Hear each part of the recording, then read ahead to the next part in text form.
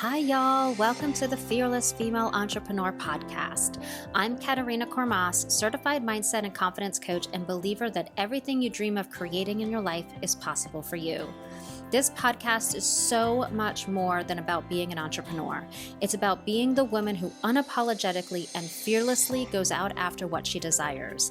This is where you shift your mindset, your beliefs, and your perspectives and ignite your confidence so you can transform your life and business. This podcast is all about living life your own way, deeply connecting to your own intuition and leading yourself to success. This is where you become an energetic match for all that you desire in your life and business. Your wildest dreams and fulfilling life are waiting for you, and I'm so grateful to be able to guide you along the way. I'm so glad you're here. Grab your favorite hot beverage, your headphones, and a journal, and let's jump in. Hello. Welcome back to the Fearless Female Entrepreneur Podcast. I am so excited about our conversation today and having our guest on. She is amazing, so fun. With us today is Jessica Winter. She is a TikTok and Reels video editor offering done-for-you editing for Instagram and TikTok. And she has been a video editor for over 10 years, both in her business, in her own business, and in the TV industry. So welcome, Jessica. Thank you. I'm so excited to be here. Yeah, me too. We connected. We were just chatting about we couldn't remember where we connected, but we've been connected for years through Instagram, where everybody seems to meet these days. Oh, for sure. It feels like most of my connections come from there, like we were talking about. And then I'm like, I don't remember how we met, but we always become really good friends.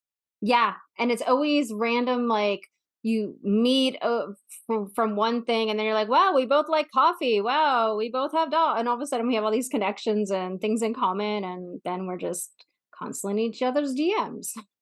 Exactly. I feel like you and I are always talking about each other's dogs, and it's pretty great. Always, because our dogs are the cutest, and we always have stories about them. And bond over how much time we spend with them and how cute they are and how we don't get work done because of them.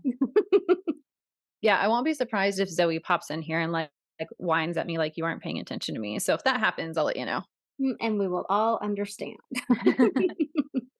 So I am so excited about our conversation. So you and I chatted a few days ago when we were talking about the podcast, and we have a lot in common in terms of our lives, our entrepreneurial journey, things we do and don't talk about in the entrepreneurial world that we're going to talk about today and bring to the surface and be honest and vulnerable and get rid of the stigma around some of these things, change everybody's perspective about what it means to be an entrepreneur, what it means to have, you know, a multifaceted life and make decisions that are best for you.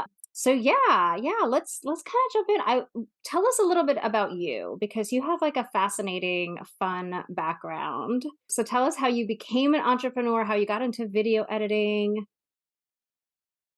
Okay. So how I got into video editing, I don't think I mentioned this when we talked last time. I was in school to become a theater and dance major because for the longest time I thought I was going to be, the next A-list celebrity. Little did I know, I can't remember anything for shit. So that went out the window and I realized, if I can audition for stuff but can't remember the lines, that's probably not a really good sign. So Another thing we had in common though, because I went to school to be a theater major as well. there we go. I didn't know that. Hmm. So, my friend, she was working at a local radio station at the time, and she was telling me about all the editing stuff they do, and I was like, "That sounds really cool." So I went and visited her there, and kind of got into the editing world, and noticed, I was doing all my work for theater and dance, but I was doing more editing than I should have done with my theater. I almost actually failed out of theater. And my mom's like, "How can you fail out of this? This is like the easiest, Jessica." And so, great point. All in my spare time, I was always doing some type of editing, filming stuff, all that jazz. So my senior year of college, I switched over to video editing and graphic design. And my mom was like, "Oh my gosh." But we figured it out. That's what I ended up graduating with, which was super fun. But it made a lot of sense because, like I said, when I was younger, I always wanted to be in front of the camera and I was always like filming. And so now I'm behind the camera and still doing stuff with film. Now I'm just behind it. So I graduated with that. And then soon after, um, I was in a sorority on campus, by the way. One of the sorority sisters helped me get a job at a local TV station, and I was Mm. a videographer there. So that's how I really got into the TV industry. So I would go out and film everything. So what you saw on the news is what I would film and then come back and edit. So I did all that fun stuff, pretty much everything except, again, be in front of the camera like the news anchor. Yeah. Had a lot of the same jobs, didn't have to deal with the people, which was pretty great. I liked that part. But then I got out of that job, and in the meantime, my friend who was at a school was like, "Hey, we need help over here." So I was a para there for a few years, and then after that, because I didn't get paid much like most teachers, I went to work at an aircraft company, and then in 2020, I got let off. I don't know if I told you that. I've done everything. I was a server for like 10 years, and in that time, I also was a substitute for like 3 or 4 years. I like to keep busy. Um, so in 2020, when I got laid off, I did unemployment. And I was that person that people didn't like. I took advantage of it Mm. for until they said, "You're not getting any more money from us." But in that part of my life, I really needed it, just to chill and figure out what I was going to do with my life. And towards the end of it, I ended up going back to work for 3 months. I went to work at Target for seasonal, which was really fun because I really, really, really missed being around people. Mm. I'm a huge extrovert, and if I don't get my people time, I start getting depressed, unlike a lot of my friends who are introverts. And if they have too much people time, they're like, I need alone time. So getting back around people was huge for me. And that's when I kind of learned about freelancing as well. And so I was like, what if I could, jump into freelancing, but also possibly do like a side gig also so I could be around people, but go into something that I really enjoy. So I learned about freelancing, started doing video editing at nighttime. But during the daytime, I started doing Shipped, which is what I discovered at Target because I always saw these customers coming in and just like scanning stuff. And I'm like, what are you scanning? Like, what are you scanning on every aisle? Like, what are you possibly doing? And they told me that they were shopping for other people. I was like, oh, well, this is fun. Like, you're shopping, but you're not spending your own money. I like this.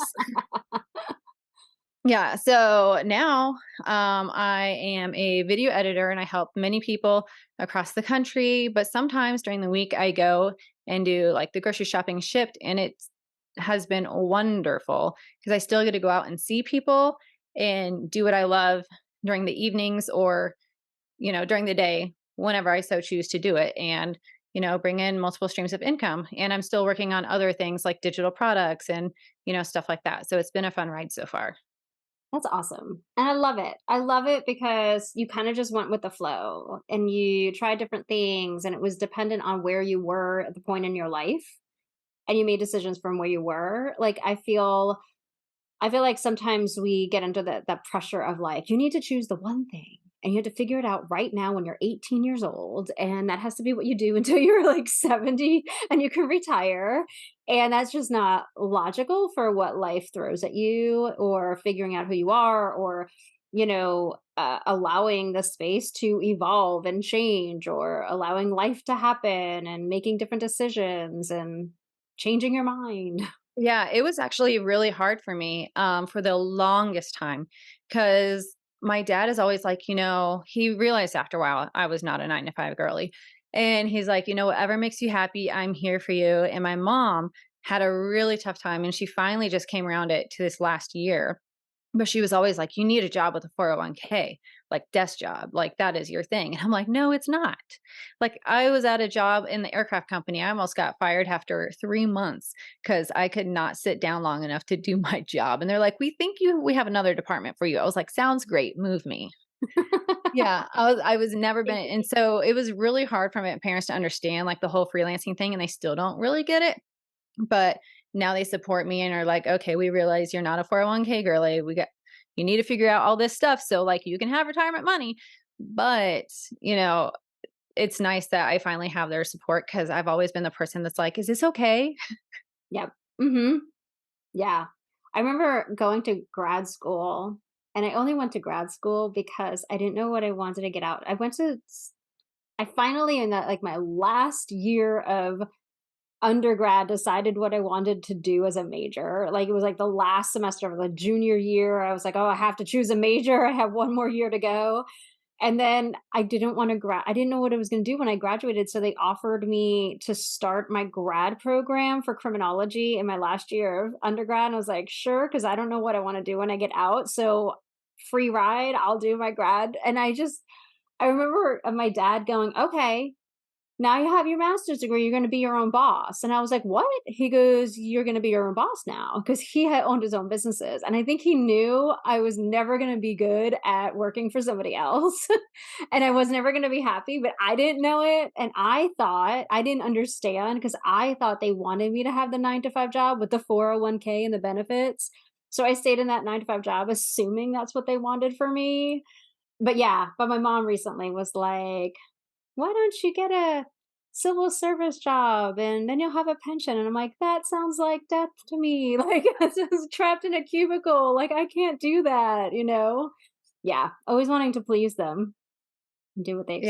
Yeah. I don't know if it's just the way we grew up, like, or what it is, but I'm finally breaking out of that. Like, okay, I don't need to ask if it's okay because I'm like 35. It shouldn't be this way, but for some reason I still need their approval. So trying to get over that hump. Yeah, yeah, yeah. Especially since when they were our age, they already had us. I think when my mom was my age, I was already 20 or something like that. I'm 44. I'll be 44. Yeah. As So when my mom, I was 5 already and she just had my brother. So she had 2 kids and she was, you know, making her own thriving. decisions and not checking in with yeah. Oh, she's a one of 8. So I that was probably the last on her mind was to see if anything was okay. Yeah, yeah, yeah. Yeah, yeah, yeah. Yeah, but I like this conversation because I think there's this stigma about, especially when you become the entrepreneur, but especially for women in business, right? Like in order to succeed, you go out there, you're like, "Okay, I want to be a freelancer, I want to start a business." And then there's just this weird idea out there that success as an entrepreneur means you quit your full-time job or you no longer have a part-time job and you're all in making all your money from the one thing, right? From that business. And I remember a few years ago, I had my massage and wellness business, and that business was almost fully booked out. All of my bills were paid from that business, but I would never talk about it as a coach because my coaching business wasn't anywhere near as successful as that. And I thought, well, I can't tell people because my side business is actually the moneymaker. And this business is not anywhere near like, and I thought, well, I'm a failure. So I can't even talk about it. Like I could not, I just like, it doesn't count, or it deems me as not successful because I'm not full time in my coaching business. And yeah. And so I didn't. And I think there's a lot of people out there that are putting so much pressure on their dream business to bring in the money. And so they're struggling so much with that when it's okay if you have a side business. It's okay if you still work your full-time job. It's okay that you're doing something else. We are so multifaceted. It's okay to be everywhere, right? You can be in multiple places. You can have multiple streams of income, and there's nothing out there except for other people's own judgments, which has nothing to do with you, that makes it not okay. Oh, exactly. And for the longest time, and still depends on the week because like as a freelancer, you have to have consistent clients coming in. And if you don't, then good luck, Chuck, you know? Yeah. So sometimes Shipped still is my primary source of income. Granted, by the end of the year, I want it to be opposite to where like in January 2020, I'm completely booked out with video editing, but it does take time to get there to, know, like, and trust factor, and people need to see, what you can do, et cetera, et cetera. So right now I'm making new packages, but I totally agree. Yeah. Why do And you there's think? nothing wrong with it either. And sometimes I still don't really talk about that aspect. I don't think I've ever said much on social media. Like I told you the other day, if I ever post like, "Hey, I'm running errands," it's probably shipped. Because if I'm doing something for myself, I'll probably tell you exactly where I'm going and the fun I'm doing, because I don't want people to see or judge me like, "Oh, if she's doing this, then her business probably isn't going anywhere." When I'm actually keeping busy with it, I'm just doing that at night because that's when my creative brain works. Mhm. So I do ship during the day, and then at night I'm able to work so much faster, be so more creative. So I force myself to do the freelancing during the day when I know I'm not going to do as good. Yep. Yeah, yeah, yeah. Right. Knowing your peak time of productivity. Like I'm the opposite. I am most productive from 8 a.m. until probably 11 o'clock noon. And after that, I start going downhill and it's better off that I do something else. That's so funny. My brain turns on at like 3 to 5 at night and it goes till like 11. And so I have to be careful when I message people too, especially on time zones. Or I'll like schedule it for like the next morning or something because I'll like, "Oh, I have a question." And they're like, "It's dinner time." No. I remember the first time you admitted, or at least that I saw that you admitted that you had or not admit, but like mention that you had this other side gig. And I remember thinking, I didn't know that. I wish she would talk about that more. Because I was like, oh, okay. Like it, it just made me having another job because I work at a resort. I'm a lead massage therapist at a resort. And me having another, like for me, that was like, okay, it's okay. Like, because nobody's talking about it. And I guess my question for you is the mindset, right? Like, we have so much pressure to build our businesses and to make them our full time income. And we're seeing all these people, out there, it seems that they're doing it. But if you're not doing it as a person, right, as you as a person trying to build your business, and you see other people like succeeding and they're booked out and that could be their full business, and then you have to go and get another job or want to get another job or want to stay in your full-time job or feel like you need to go back and take a back seat on your business and get a job. Like, how do you think that impacts women and their mental health? I think it can definitely affect them because I see a lot of people say, work at your job or hustle, which I hate that word now, at your job until you can afford to go full time, then quit and then go and build your business. But for some people, that's not what they want. They need the interaction. So they'll keep doing that. And sometimes that works out better for people because Mhm. they can still have that income come through and their side job will most of the time from what I've seen still make more money than the 9 to 5, but they still have both things that they really love. Um and for me, I know it impacted me because I would see people only post, and I should probably post about both, honestly, now that I'm saying this out loud, because I would see people say, "I'm booked out," or "I'm doing this today." And I'm thinking, why can't I get there? Mm. Like I'm posting all the right things. I know my stuff. There are other people who have done this far in less time than me that are booked out, talking on stages. Why not me? When is it my time? And there are some days that I still ask this, but I look back a couple years from now and I'm at where I've always wanted to be. And then so it just goes to show that you need to be thankful for where you are because, you know, take in the little yeah, just be thankful for where you are because who knows if you were ever gonna get there. I'm trying to think of how to, like, say this, but you know what I'm saying? I do. I do. Yeah. Like if you look, Celebrating the little victories. There you go.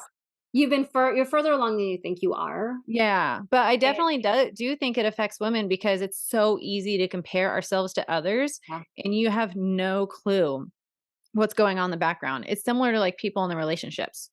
They yeah. show all the good stuff on social media, and you have no clue what's going on in the background. I have a couple of friends like that, and I'm like, "Y'all, if only you knew." So it's probably the exact same in business. Yeah. You have no clue. So yeah. Yeah, recently, there's been other coaches, other business owners that I've admired along the way. And, recently they've admitted things like they wanted to quit or they had to go get another job or all these things that were going on. And I keep thinking, like, but that's life, right? So why aren't we sharing that? Instead of saying, I have this perfect life and my business is perfect, it puts on this like this pressure that my business should be perfect and always be scaling and it should never take a dip, and I should be able to fund everything and have an overflow of money from my business and all of that. And then you start to hear people finally admit that they had to take a break or they had a nervous breakdown or now they're in debt because they didn't make enough, and I'm like, gosh, this should be the normal conversation, right? It's not like, it's okay if business isn't, if you start a business and you maybe it works for a little bit and then it takes a dip and you have to get a part-time job, or maybe you decide I don't really want this business anymore. Maybe you decide you want to go back full time and only do it as side hustle. Like, everything should be okay. And we should be okay talking about it and being honest about it. Um, because I feel like there's just such this expectation for it to just look so pretty and perfect and packaged so nicely, and people just are always flowing to you and always buying your stuff. And that's just not the reality of any business, whether it's brick and mortar or online. Oh, absolutely.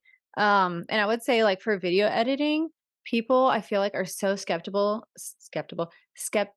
in spending like a certain amount of money because sometimes they don't realize what all it goes into video editing, how long it takes, years of experience, your training, all that stuff. And so, yeah, sometimes it can take longer to build up clients and sometimes not.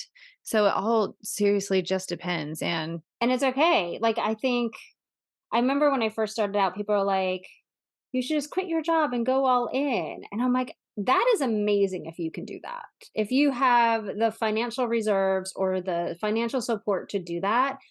But most people don't.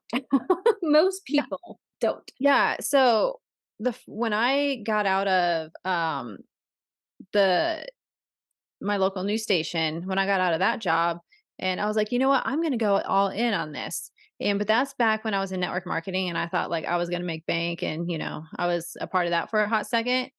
I tried to go all in on that, but the thing is I didn't know what I was doing. So Mhm. I wasted like a couple of months and I was like, "Okay, I'm over this. I gotta go back and actually make some income," but it also taught me, a few things. Like you have to know what you're doing. You need to do X, Y, and Z in order to like get it going somewhere, get it Mhm. off the ground. And I knew network marketing wasn't for me. I wasn't going to hustle trying to sell $25 worth of whatever product when I was only going to get like half of it. But it did teach me a lot of things. Yeah. Yeah, I think it's knowing there's a learning curve. There's a big learning curve to It being. is. And I'm still learning a lot of stuff. And I bet you are too. Oh, yeah.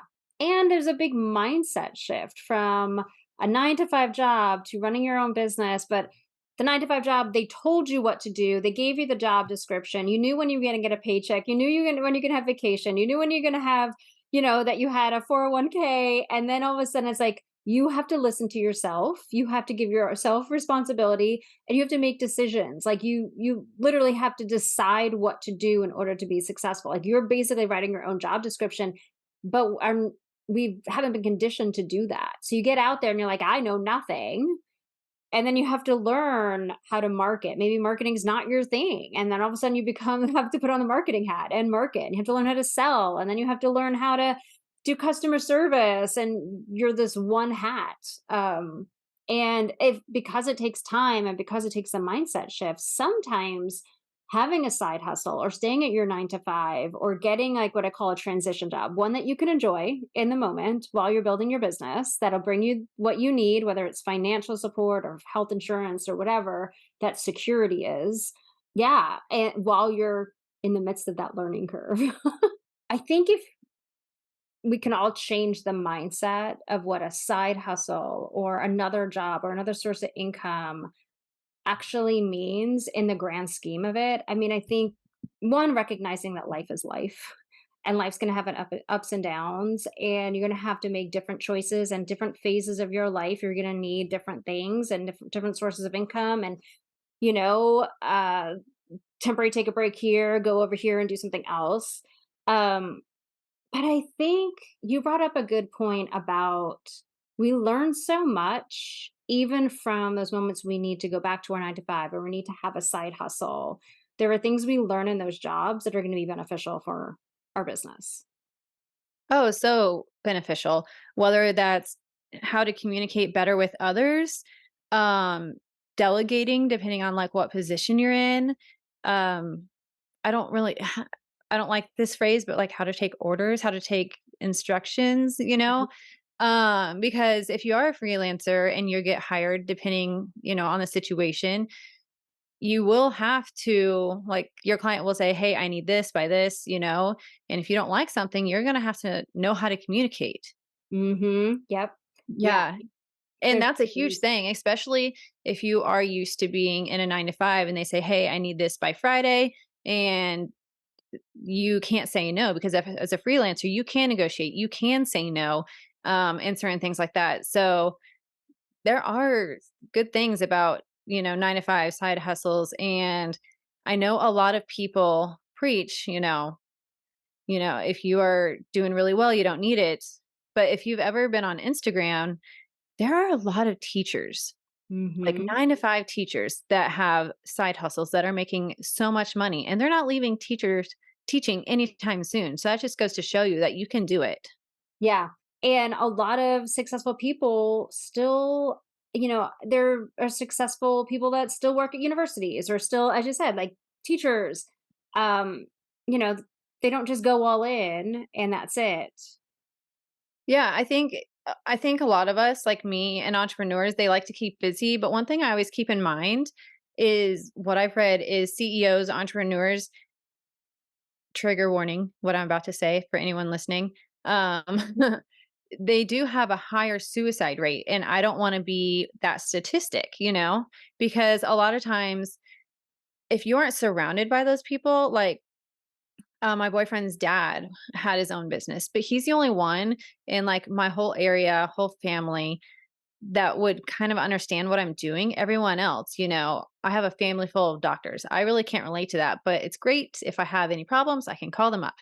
Um, but it's really hard to talk to someone like if you are going on a podcast or if you get a speaking engagement or anything like that to share your excitement with them because they just don't know how to relate to that. So if Mm, you need that community, and a lot of times people have a hard time finding that community in the area they live in, yeah. and so they keep a lot of stuff to themselves, and they get depressed, and I've just read a lot of stuff on this, and it goes down from there, and so I'm really trying to avoid that, and when I do get in that depressive state, I immediately go to Alex and I say, "Hey, I am not feeling well," and he knows what that means. 'Cause and I'm like, "We need to do something," you Yeah. know? It's lonely. And I think, as you're growing a business, it's lonely at the top, right? You're the one making decisions. You might have a team underneath you, you may not. You're right. Your family and friends may not relate. I find that even at my spa job, right? I don't talk about my business because they just they wouldn't understand, right? They don't understand having a podcast or anything else like doing a magazine interview or anything like that. But there's a pressure, it's lonely. A lot of times, you have this pressure to build this business, and there's this glorifying going all in and having this one thing and making this one thing the big success. But it hardly leaves room for what if you decide you no longer wanna do it? What if it doesn't bring you joy anymore?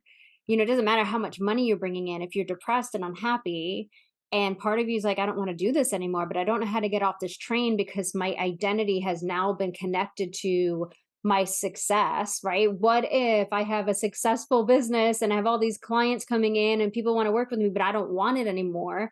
How can I actually walk away? I mean, there's so much pressure to Right. keep the That success going. immediately kind of reminds me of Vanessa Lau.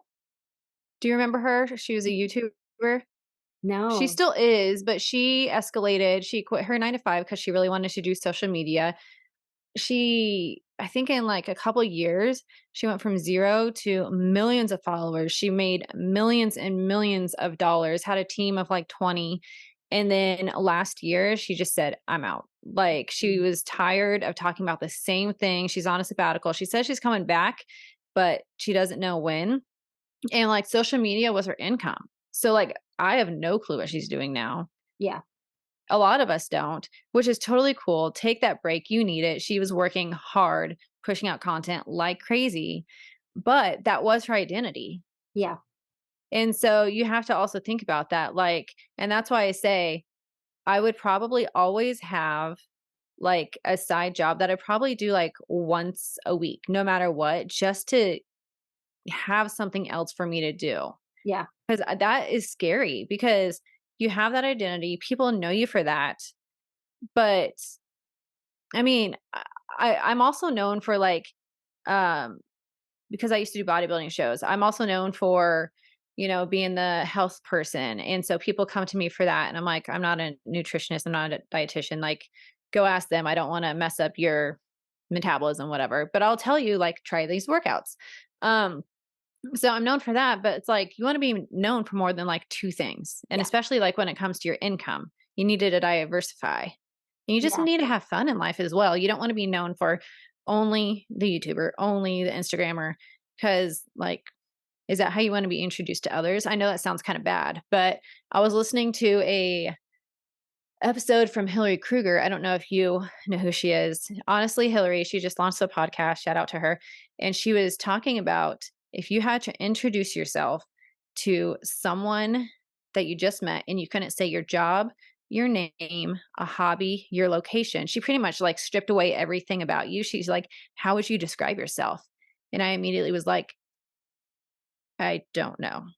And Mm. so it made me think like, okay, I really need to evaluate like how I present myself, how I would introduce myself, because if I couldn't say any of these things, I need to really, like, get to know myself again. Yeah. Yeah, I think that it's interesting, like the whole concept of even, you know, decades and decades and decades ago of like, you choose one career. A lot of our parents stayed at careers for like 20, 30, 40, 50. Our grandparents were at, years of at the same company and they retired after 40 years kind of thing. I think it's interesting because none of us are one dimensional people. And I think the way society kind of dictates we need to live or should live, it doesn't make sense. It doesn't leave room for changing your mind. It doesn't leave room for you growing and identifying new passions and new interests. It doesn't leave room for even honing your special gifts. Like a lot of times it's like you go to college for a thing and then you get a job for that thing. Well, college doesn't hone all the natural gifts you have, right? It's like choose from this menu of these things. You're like, well, I don't fit any of those boxes, but I'll force myself to like psychology because it was process of elimination. You know what I mean? Like, but we all have natural gifts like listening or dancing or whatever it is, speaking, public speaking, but where does that fit in the box? And sometimes it takes us decades to discover those because we weren't able to explore them in the past. And so I think, we do ourselves a disservice saying this is the way it has to be, or I have to choose this one thing and go all in. But what about the other aspects? Like I'm a really good massage therapist. I'm also a really good business owner. I'm phenomenal. I love coaching. Coaching is my natural gift. I don't want to just choose. Like I want to be able for it to be okay that I do both. Right, and I feel like a lot of us, like you're in my generation, when we were younger, the things that we liked to do, we were told we couldn't do or it wasn't gonna make us money. Mm. So, when we got into school and went to college, we're like, "Well, I see that as an option, but I was told I can't make a living off of that. So now I gotta choose something that's not really up my alley, Yep. um, but I'll try Yep. it." And I think that's where what a lot of us did, and I noticed a lot of my friend group does that. Um, and then later on, I don't wanna say we wasted our degree because we got a lot out of it. We got, friends, we learned a lot, but now we have this debt and we're going somewhere completely else in life, which is exciting because we're now following our passions and Yep. are making money doing what we love. But wouldn't it have been so exciting if we could have done that from the very beginning? Yeah. If someone would have encouraged us and said, okay, you go do that. I just want to let you know, like, you may not be like a billionaire or a millionaire, but if you want to do that, go have fun, live your life. It's going to be so exciting. I am excited to watch you. Right. And if it's not going to make you enough money, you go out and get a side hustle and you do multifaceted, you be multifaceted and you do many different things. And there's no right or wrong where, there's no like, you are successful and you succeed at life if money comes from these places only, right? It's just like the most ridiculous. Like, you can be like, it doesn't, yeah, if you're worrying about money so much, you're not really leaving room for the passion and you're not leaving Right. for the things you really want to do. And then you're like me, I was stuck in a 16-year career of something I hated doing because I didn't feel like I could do what I really wanted to do. Right. Like in high school, I told my parents, I was like, okay, I want to be an actress so bad. And they're like, well, that means we're going to have to move to LA. And what about our job? So then I felt like I was putting all the burden on them. And I was like, oh, this is great.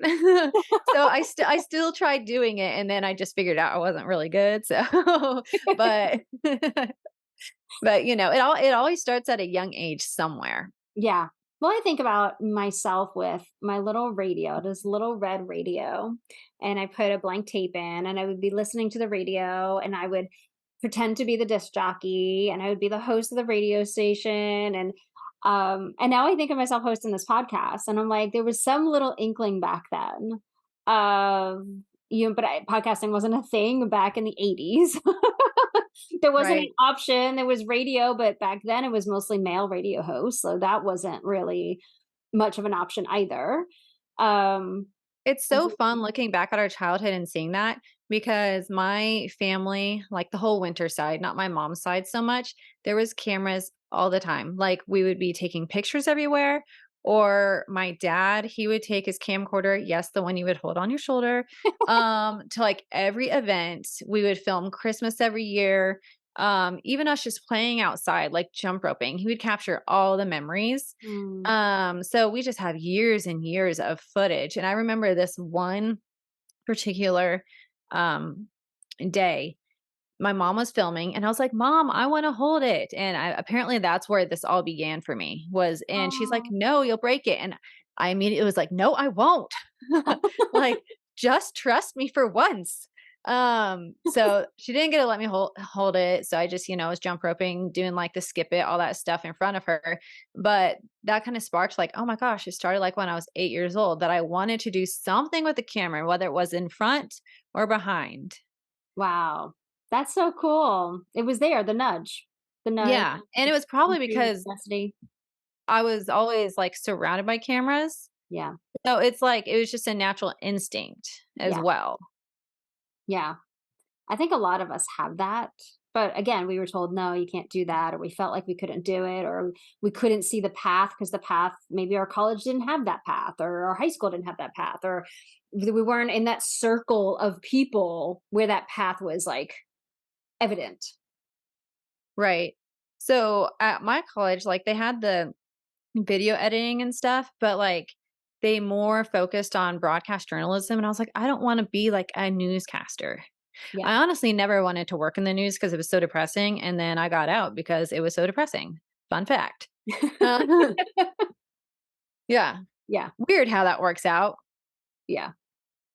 Yeah. I think if we could just break the stigma or the conditions around what's okay and what's not okay, how to live, how not to live. I think there's all this like worry around like the 401k or the health insurance, and it's like, okay, there's ways in America you can find health insurance. I have health insurance not through my resort job, not through my business. I got it through healthcare.gov. You figure it out, right? um there's ways to save money without having the corporate job. You can save money on your own. You can have your own, brokerage accounts. Like there's you can make your business an LLC and create your own 401k. There's so many ways to create safety. And I feel like, you're not a failure if you went into business and it's taken you years and you're still having to work a side hustle or still stay at your full-time job. Like Ooh. there's no rules. There's no judgment because we all have to make decisions on what's best for us. So that reminded me of my friend. So she's the number one wedding photographer in our area, and she has a side business. She, yeah, she likes nannying. Oh, okay. So even though she's like the top photographer here, she's always booked out like years in advance. She still is like, I love nannying so much. I'm gonna do that still. So Mhm. just because like you could be making, and I don't know how much she makes, she could be making a lot or who knows. But the fact that she's doing so well that she's booked out like years in advance, the number one, but yet she still chooses to have that says a lot Yeah. about like how much she loves doing both. Yeah. She doesn't have to, but she does. So I think that's a really good point as well. Like do something you love just because you want to. Yeah.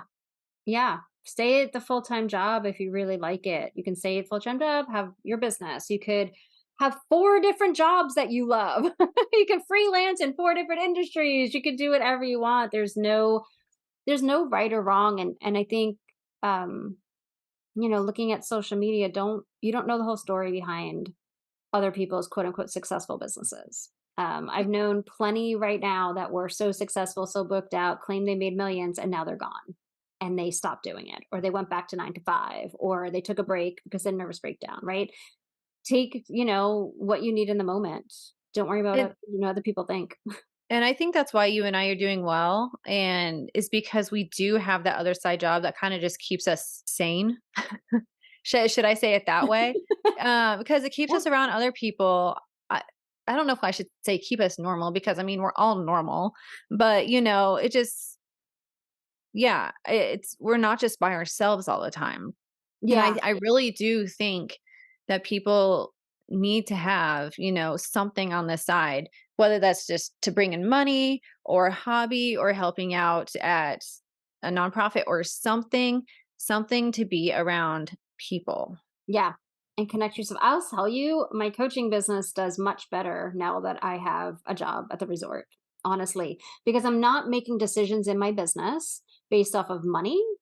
I'm not making these drastic decisions that aren't right for me. I'm building it my way and I'm showing up my way. Whereas before I was like, well, I need to make money. So I'm going to do whatever I need to get clients or sell products or sell a course. Like I need money, like I'm the pressure. And now I don't have that pressure. So I feel like I'm able to connect more human to human. I'm able to coach better because it's not really, I feel like I'm secure in the places that would make me panic. And so I don't have to worry about health insurance. I don't have to worry about paying my bills paid. They're paid, they're done. Even paying could cover my expenses for slow coaching months, right? And then I don't have to, I can show up as my like authentic self, doing it my way without that pressure. No, I completely agree because before I did the Shipt, and for people who don't know what that is, by the way, it's like Instacart, it's just a Mhm. different company. Um, I did feel like I was like, okay, I have to do this, this, and this to make money. But because I have that side income as well, I feel like I don't have to work as hard. And therefore, clients, like it's much more easy and it like stuff flows in easier. Like today, I got an email and it's like, you won this. And I was like, I feel like this is false. And then I was like, I don't know about that. But then I looked into it and I was like, oh, I did. That's fun. Yeah, yeah, So stuff like clients and just things in general have been able to flow in easier, and it just seems like everything all around has been so much easier in life, and I don't have to stretch as much yeah, stress. yeah. I don't have to stretch as much. I said it again. We know what you I cannot talk. meant. Yeah. Yeah. Well, and then you put a better energy out, a cleaner energy that people I mean, people sense it. People sense when you're desperate. People sense Mhm. when I really need to sell this because my identity or my worth or my value as an entrepreneur is based off of whether somebody buys this or not. It's like you get this. I know I used to do that. Like I used to be like, I suck because nobody bought into this program. And it was like validating. Like I was looking for that validation. And now I don't have to worry about that. I can actually focus on I get to be a good coach. Me as a success in life and as a human isn't dependent on whether somebody pays me for coaching. I can be successful in multiple places and I get to define what that success looks like. So I have a question, Yeah. and you can cut this from the podcast if you want. Um, so mentioning that, what is your opinion on people saying show up in your stories every day and sell? Does that come off too salesy to you? Because that's not me. I would be too salesy, and I think it'd be like, okay, what is she doing now? Versus doing it like maybe twice a week. You mean like offering? Yeah. See, I don't know. I guess it depends. For me, I look at it as offering, inviting people in as opposed to selling, right? I'm not Okay. trying to convince people. That's one thing I got away from because I don't want to get people that like as you said, right? That they come to you and they're like not ready, they're not ready to commit, they're not ready to invest, they're not ready to take, that their next step. I'm not trying to convince, but inviting people in. I'm reminding them that there is an offer, that there is a way to work with me. And so for me, it doesn't matter how many times you do that. If you're, I don't, If I'm you're not, confident. yes. Yes, because I've noticed that in the past when I wasn't confident and I did it constantly, I was like, I know how this is coming off, but I'm gonna try anyways. And now I'm doing it more than twice a week, or at least I'm trying if I can remember, because you know I need to write it down, otherwise I just won't do it. Yeah. If I'm confident in what I'm selling, then it doesn't come off that way at all. And you can see that in other people as well. Yeah. Versus, hey, Amazon has a good deal. I'm going to tell them all about it. Yeah. Yeah. Yeah.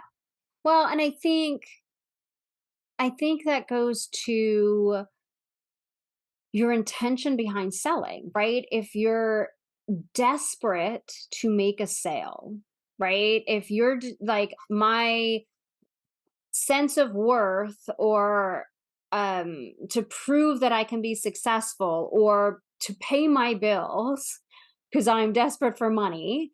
If that's how you're showing up selling, it's not going to feel good for you, right? And it's not going No, to and feel it good for the doesn't people look good on receiving. anyone either. Yeah, and people are gonna sense that, but, then that's gonna feel like I'm selling too much, right? "Oh my gosh, I'm selling too much. People are gonna know I'm being pushy. It feels like being pushy." But if that's not your intention is, "Hey, I have this great offer. I'm really good at what I do. I can help people. I want the people that are ready to work with me." It doesn't matter how many times you show up and invite people because your people aren't going to be like, "Oh, she's salesy. Oh, why is she pushing this stuff? Like, oh, she's desperate." It sounds like, right? If you're not coming across that way, people are either going to put it in their back pocket and be like, "I want to come back to this later. I want to work with her eventually. I want to buy from her eventually," or they're not the right people. Right. Yeah. And I think that again, right, the knowing what your intention knowing where you are in your life and what your biggest what I call energy leaks or stresses are, you know, and finding ways to plug them that aren't putting the pressure on one way to figure it out. Right? If you were in a 9 to 5 job and you weren't making enough money, you'd either get a side hustle, right? You'd ask for a raise. I mean, you'd figure it out. You'd probably get a side job. It's the same thing in your business. If you're not making enough in your business, it's okay to get a side job. It's okay to go get a 9 to 5 job, right? Like you have to know where you are right now and what's going to make you feel safe, secure, and confident, and go create that reality. Right. Well, this was a good conversation. I think we need to have more of these and at least be open and honest about what it looks like. the real truth to be an entrepreneur. The Mhm. moments where it's really, really great and things are going well, but also the moments that, hey, truth is, I have a side job. I'm okay with it. I like what I do. I got promoted in January to lead massage therapist. You know, different. I never thought I would be able to ever be, qualified to do that. And I'm having fun and I'm making more money than I actually ever made in my 9 to 5 job over there. So, Isn't that crazy how some of the jobs that are the most fun work out like that versus the jobs that are more stressful than anything? yep. And I wanna include, like, there are some jobs out there that obviously don't pay well, but if you have fun at them, that's what matters. Yep. Especially, like, if you have a freelancing job, then the other one, like, to me, it's like, it's just for fun. Like, there was a point where I was like, "Oh, man, working at a coffee shop would be fun." Yep. But I Hmm. never did it because it's either, like, wake up at the crack of dawn, which is not me. I wake up at, like, 8 or 9. I'm trying to wake up earlier, but that's just how I am right now. Or work really late, and that kinda reminded me of working, as a server, and I was like, "Man, I did that for years," so I didn't wanna do that either. Yeah. So, that's why I do shift because it's like, I put myself on the schedule, and I get orders, and when I'm done, I go home. So, it's really flexible, and it works out for me, especially if I have a client that's like, "Hey, I need your help." Yeah. Yeah, Yeah. yeah, when you have the time and the flexibility. I know somebody, she's an entrepreneur. She texts me, she goes, "Oh, first day working at Dunkin' Donuts because she needed a side job." And she got a side job. And I'm like, no judgment, but I'm jealous that you get to taste the donuts every day.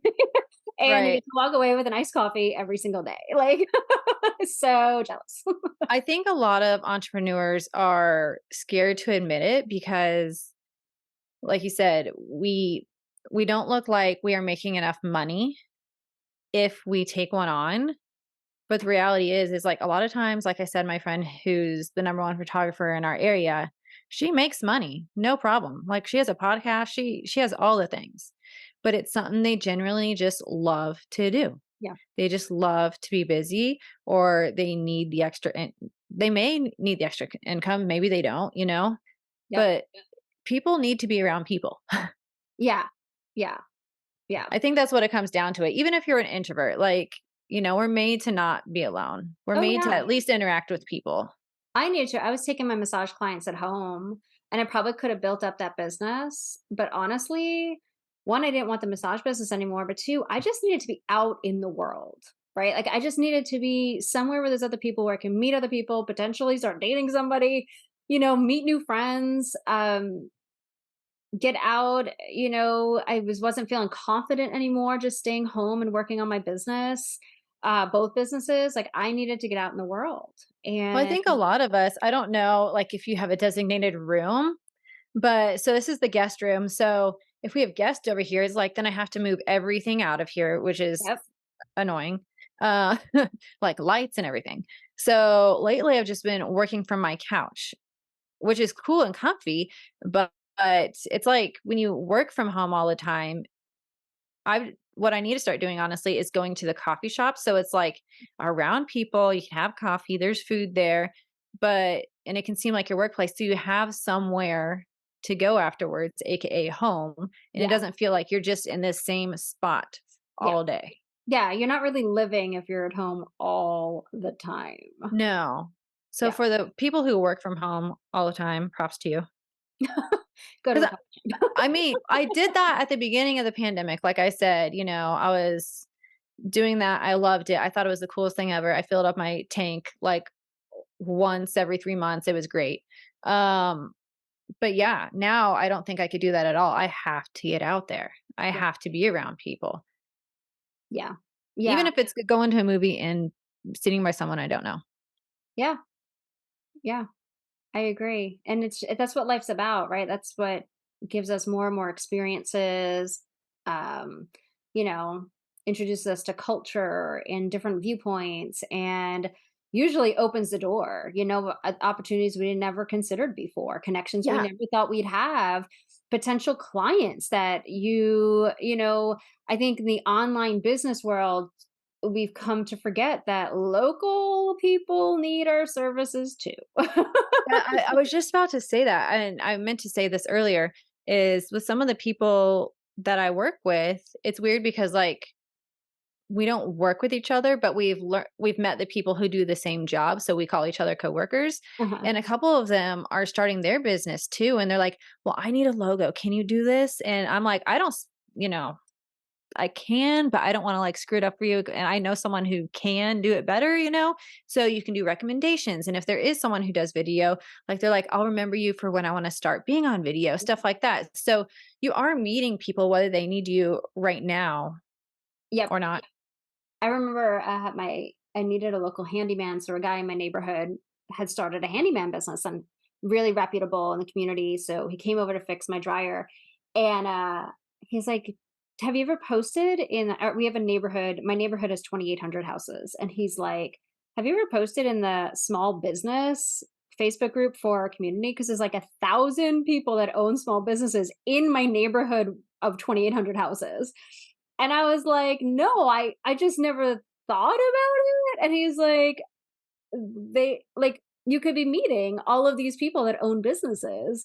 And I still have my therapist the last time I saw her, she's like, "Did you do it yet?" And I'm like, "No, I haven't done it yet." Because it's new, because I've been so stuck online that I'm like, "Oh my gosh, wait, people right here." Like it's like I just never thought of local because we get so stuck into the online business world. And I was like, oh, this is what I wanted to go out and meet people to do, is to network and actually have a community. I'm like, I could at least make new friends of women that are own their own businesses or have, and a lot of them are side hustle businesses. A lot of them are cookie baking businesses or jewelry businesses or things like that. Of people that are doing it on the side. No, and that's perfect because maybe at one point you can like partner up with each other. Like say the cookie baking business you can recommend, or Yep. maybe you can Send them to use her clients. cookies to give, yeah, to give to clients and stuff like that. I've done that before. There was a local uh chocolate shop here, and I sent them some Christmas gifts from them, and they're like, "Whoa, these are cool." So then they went online and, ordered from them and sent to their friends, and that wasn't my intention at all. I was like, "Oh, that's cool that you did that." Yeah. So, yeah. You never know, who's going to refer you, who's going to talk about you, who's going to be like, "Oh my gosh, did you know somebody I know somebody does that." Well, this was an enlightening conversation. I'm so glad we got a little raw, a little vulnerable, a little real about behind the scenes, what's not talked about enough in the entrepreneurial world. Well, tell us where we can find you, where we can follow you. Oh, yeah. So if you go on any platform, I just deleted Twitter, so don't try there. All my handles are at the Jessica Winter. Okay. The Jessica Winter, and I'll put it in the podcast description as well. Yeah. Awesome. Thank you. Thank you for yeah, having this great conversation. And I'm glad we brought it to the world. And thank you all for listening in, and we'll see you all next time. Hi, lovely. Thank you so much for listening to the Fearless Female Entrepreneur podcast.